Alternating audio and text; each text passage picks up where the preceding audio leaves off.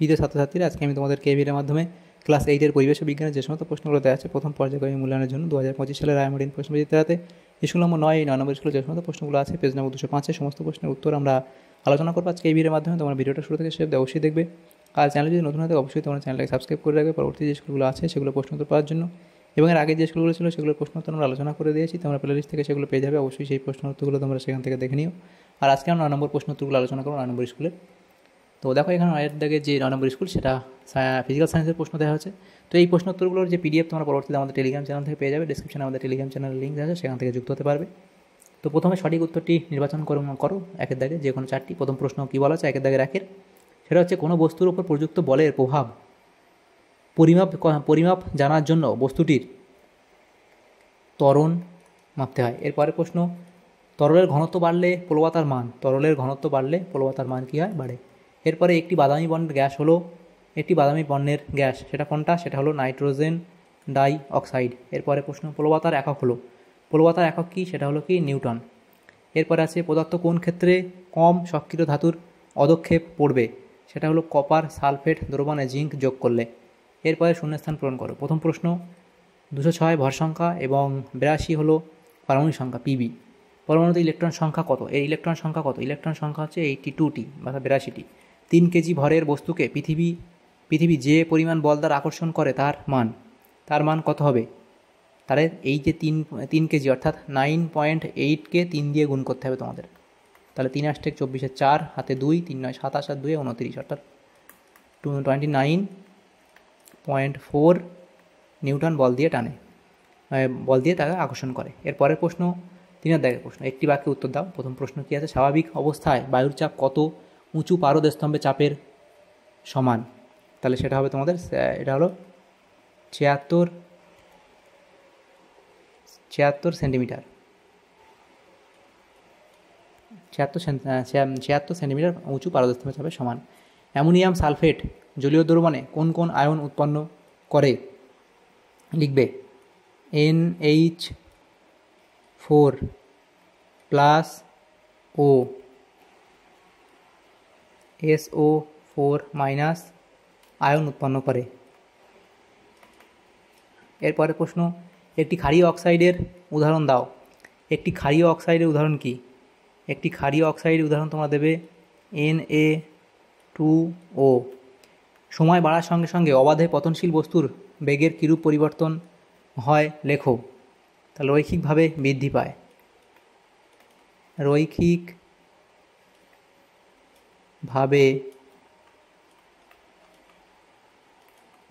পায়।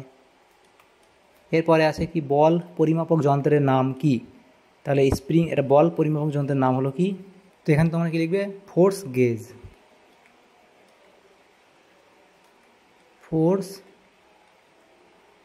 গেজ বা তোমরা এটা পুশ পুল গেজও বলতে পারো।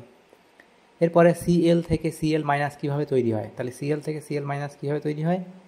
একটি ইলেকট্রন গ্রহণ করে। এটি হবে একটি ইলেকট্রন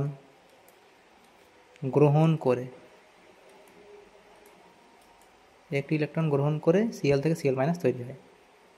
এরপরের প্রশ্নগুলো 4 দাগে যে প্রশ্নগুলো আছে সেগুলো নেক্সট পেজে আমরা আলোচনা করবো। দেখো, তো প্রথম প্রশ্ন ছিল কি? নিউটনের মহাকর্ষ সূত্রের গাণিতিক রূপটি লেখো। তাহলে এফ দিয়ে তোমরা লিখবে, তার কোনটা কি সেটা লিখবে এবং লেখো চিত্রগুলি কী নির্দেশ করে দেখো, সেটা এফ দিয়ে লিখবে। এরপরে চাপ কাকে বলে? তাহলে চাপের সংজ্ঞা দেবে।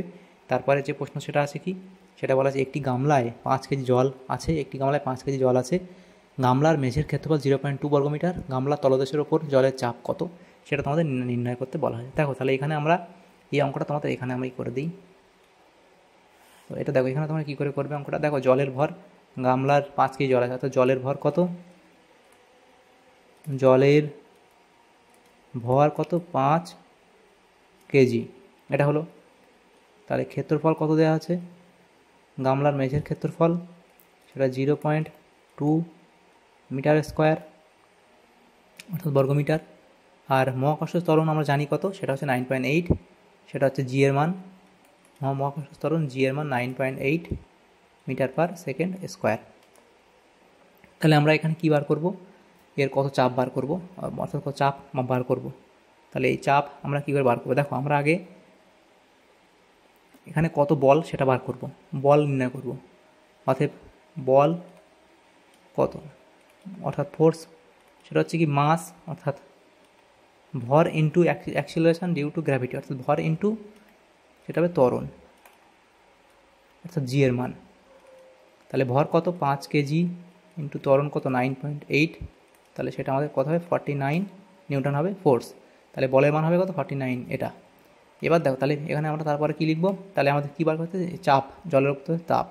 তাহলে চাপ হচ্ছে পি সমান সমান কি ফোর্স বাই এরিয়া, কতটা এর উপরে এরিয়া সেটা, তারপর কতটা এরিয়ার উপরে চাপ হচ্ছে ফোর্স। তাহলে 40 ফোর্স আমাদের বেরিয়ে গেল 49 বাই নিচে কত হবে 0.2 হচ্ছে এরিয়া আমাদের বলা আছে এই যে।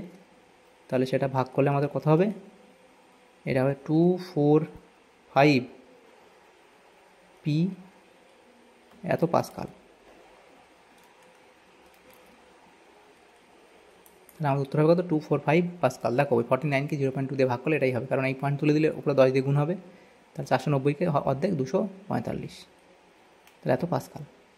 এটা হলো। এর পরের যে প্রশ্নটা আছে সেটা কি 3 দাগের প্রশ্ন, ম্যাগনেসিয়াম ফিতাকে বায়ুতে দহন করলে কী ঘটে। তাহলে কী ঘটে সেটা লিখবে, রাসায়নিক সমীকরণ দেবে। উৎপন্ন পদার্থটির নাম ও বর্ণ কী। তাহলে পদার্থটির নাম হচ্ছে কি ম্যাগনেসিয়াম অক্সাইড এবং বর্ণ হচ্ছে সাদা গুঁড়ো পদার্থ, অর্থাৎ বর্ণ হলো সাদা।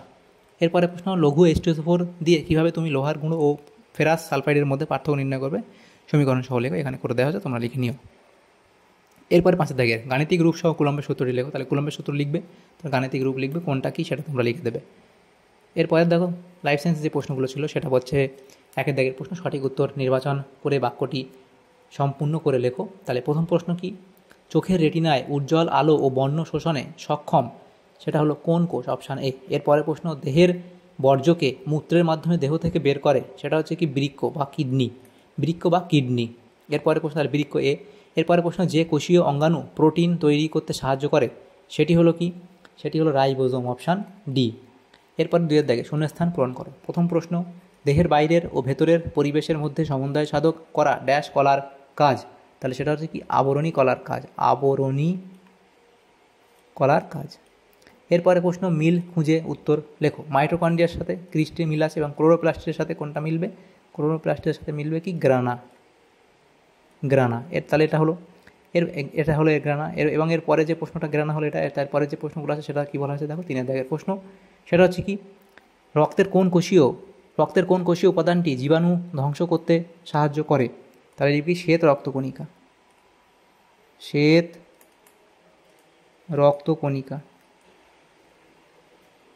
এরপরে প্রশ্ন 4 দাগে সংক্ষিপ্ত উত্তর দাও। তা প্রথম প্রশ্ন কি দেওয়া আছে দেখো, আমরা এখানে লিখি সেগুলো। তো প্রথম প্রশ্ন, কোন কোষীয় অঙ্গাণুকে আত্মঘাতী থলি বলা হয়। তাহলে আত্মঘাতী থলি কাকে বলা হয়, কোন কোষীয় অঙ্গাণুকে, সেটা লাইসোজোমকে আত্মঘাতী থলি বলা হয়, তোমরা জানো এটা। এবং এই অঙ্গাণুটির একটি কাজ লেখো। তাহলে এই অঙ্গাণুটির একটি কাজ কি, খাদ্যকে হজম করা, লিখবে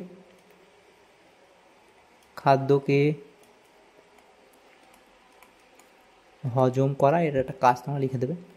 এরপরে প্রশ্ন ছিল, খুব শুকনো বা ঠান্ডা পরিবেশে বসবাসকারী প্রাণীদের অ্যান্টিফ্রিজ প্রোটিন কীভাবে সাহায্য করে। তো সেটা এখানে তোমরা এই দুটো লিখবে। এরপরে বংশগত পদার্থ বহনকারী কোষীয় অঙ্গাণুটির একটি পরিষ্কার চিত্র অঙ্কন করে বিভিন্ন অংশগুলি চিহ্নিত করো। তো এটা তোমরা একটা নিউক্লিয়াস চিত্র বই থেকে এঁকে দেবে, নিউক্লিয়াসের চিত্র বই থেকে তোমরা এটা এঁকে দেবে। তাহলে এই প্রশ্ন তো তোমাদের হয়ে যাবে। তাহলে দেখো আমাদের এখানে যে সমস্ত প্রশ্নগুলো ছিল সেটা সমস্ত প্রশ্নের উত্তর আলোচনা করো। এই প্রশ্নটা বাদ দিয়ে আমাদের ক্লাস 8-এর পরিবেশ ও বিজ্ঞানের যে সমস্ত প্রশ্নগুলো ছিল 9 নম্বর স্কুলের সমস্ত প্রশ্নের উত্তর আমরা আলোচনা করলাম আজকে এই ভিডিওর মাধ্যমে। তোমাদের যদি সামান্যতম উপকার এসে থাকে ভিডিওটা অবশ্যই এটা লাইক করবে, বেশি বেশি করে বন্ধুদের সাথে শেয়ার করবে। আর পরবর্তী যে স্কুলগুলো আছে সেগুলো প্রশ্ন উত্তর পাওয়ার জন্য অবশ্যই তোমরা আমাদের চ্যানেলটাকে সাবস্ক্রাইব করে রাখবে। Thanks for watching.